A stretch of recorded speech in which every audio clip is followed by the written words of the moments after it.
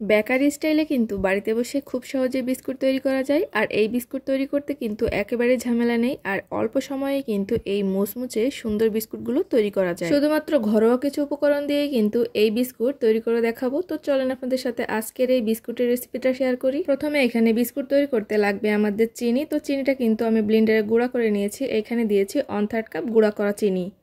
এখন সাথে দিয়ে দিচ্ছি 1 কাপ আটা। এখানে কিন্তু আমি গমের আটা নিয়েছি, আপনারা চাইলে ময়দাও নিতে পারেন। আর 2টা এলাচ ভেজে গুঁড়া করে নিয়েছি, সেটা এখানে দিয়ে দিয়েছি। আর দিয়েছি পরিমাণ মতো লবণ, 1 চিমটির মতন বেকিং পাউডার। তো এগুলো দিয়ে কিন্তু ভালো করে এটা মিশিয়ে নিচ্ছি। তো এগুলো কিন্তু এখন মেশানো শেষ। এখন এখানে দিয়ে দিচ্ছি 1/2 কাপ সয়াবিন তেল। রেগুলার রান্নার জন্য যে সয়াবিন তেলটা থাকে সেটাই কিন্তু এখানে দিয়ে দিয়েছি 1/2 কাপ। এটা দিয়ে ভালো করে এখন সবগুলো উপকরণের সাথে মিশিয়ে নিচ্ছি।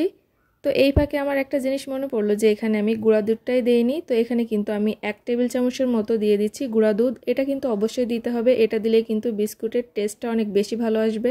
এটা আপনারা তেল দিয়ে মিশানোর আগেই দিয়ে দিবেন। আমার কিন্তু মনে ছিল না, তার জন্য কিন্তু পরে আমি যখনই মনে পড়েছে তখনই দিয়ে দিয়েছি। এই ডোটা কিন্তু ভালো করে মেশানো শেষ। এখন যে পাত্রে আমি বিস্কুটটা বেক করতে দিব সেই পাত্রে অল্প একটু তেল দিয়ে চারি সাইডে এরকম করে সুন্দর করে মাখিয়ে নিলাম, যাতে বিস্কুটগুলো তৈরি করার পর উঠাতে বেশি সুবিধা হয়। এই যে ডো থেকে আমি ছোট ছোট করে এইভাবে কেটে কেটে নিচ্ছি, আর এর যে হাতের দ্বারা গোল করে এইভাবে দিয়ে দিচ্ছি। তো সবগুলো কিন্তু একই সাইজে করে নিয়েছি, আর মাঝ বরাবর এরকম আঙুল দিয়ে একটু চেপে দিচ্ছি যাতে এটা দেখতে অনেক বেশি সুন্দর লাগে। আর এর ভিতরেই কিন্তু একটা করে কিশমিশ দিয়ে দিচ্ছি। আপনারা চাইলে এখানে বাদামও দিতে পারেন, আবার কোনো কিছু না দিয়েও করতে পারেন। তো একইভাবে কিন্তু আমি সবগুলো বিস্কুট এইভাবে তৈরি করে নিয়েছি। এখানে 1 কাপ আটা দিয়ে কিন্তু বেশ অনেকগুলোই বিস্কুট হয়ে গিয়েছে। তো একইভাবে আমি আবারও মাঝ বরাবর এরকম কিশমিশ দিয়ে নিচ্ছি। এই যে সবগুলো বিস্কুট কিন্তু এখন আমার তৈরি করা শেষ, শুধুমাত্র এগুলো বেক করে নিলেই হয়ে যাবে। এই বিস্কুটগুলো কিন্তু আমি চুলাতে বেক করব।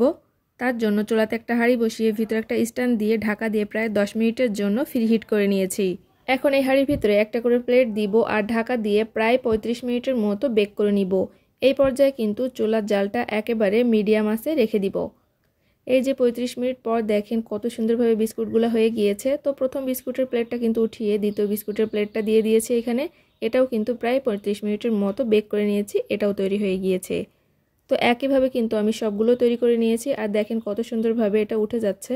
এই বিস্কুটের কালারগুলো দেখেন কত সুন্দর হয়েছে, আর এর নিচের পিঠ আর উপরের পিঠটা দেখেন, দেখে কিন্তু অনেক লোভনীয় লাগছে।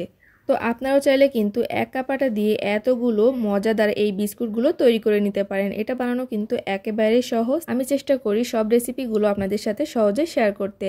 তো আমার আজকের এই বিস্কুটের রেসিপিটা আপনাদের কাছে কেমন লেগেছে অবশ্যই কিন্তু কমেন্ট করে জানাবেন। যদি ভালো লেগে থাকে তাহলে লাইক, কমেন্ট, শেয়ার করে পাশেই থাকবেন। আর যদি এই ভিডিওটা ইউটিউব থেকে দেখেন তাহলে অবশ্যই সাবস্ক্রাইব করে পাশে থাকবেন। সবাইকে অনেক অনেক ধন্যবাদ।